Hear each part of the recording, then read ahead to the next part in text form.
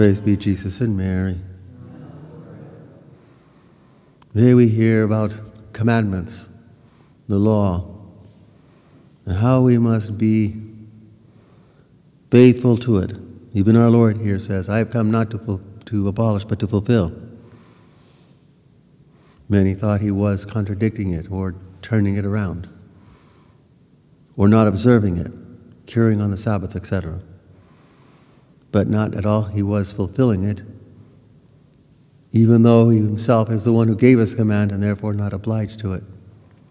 He fulfilled it. But what is our Lord referring to with the commandments? He is referring, of course, to, above all, the Decalogue, which is what guides, first of all, the first three commandments, our relationship with God directly, and upon which the other seven are founded, which is our relationship with each other and with the creation. And it is these that our Lord is saying we must follow. Right, the first three, dealing with our relationship with God.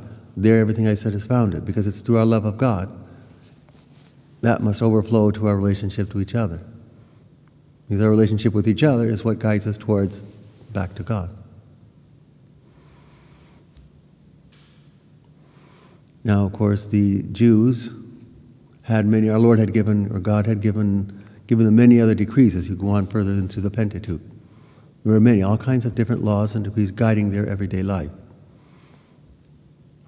Unfortunately, what occurs as we go into the New Testament is the scribes and Pharisees, those who, as it were, govern the Jews, began to strictly interpret those laws and add many others, far beyond what was necessary, and then would not necessarily follow it themselves. It was all pride, to show how wonderful we are. And everyone must follow us and obey us and end everything else. That's pride.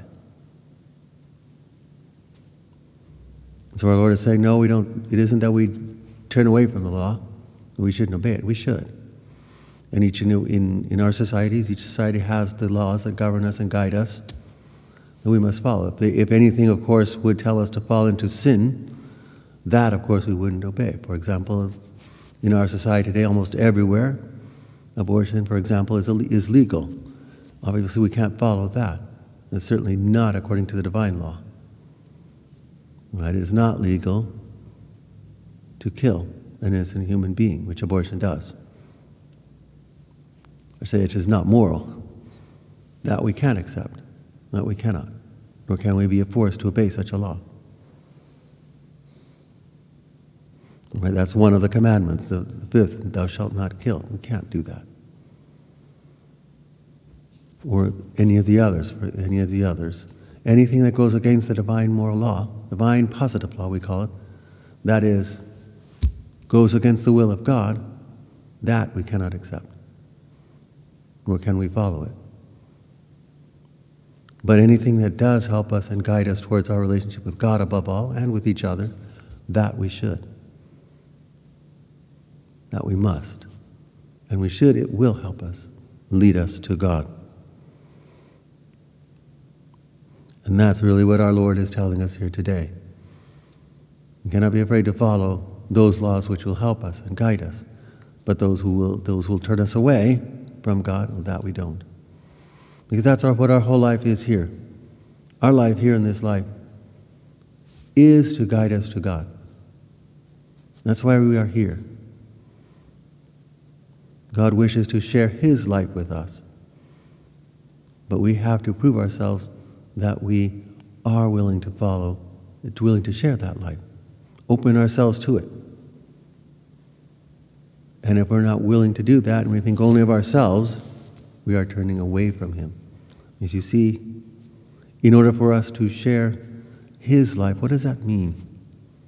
We have to be willing to love him. And where do we find that capacity to love?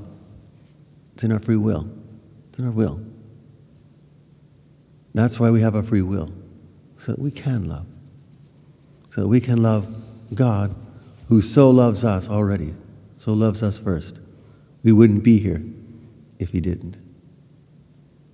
He does. Do we love him in return? And how are we going to show him that we love him?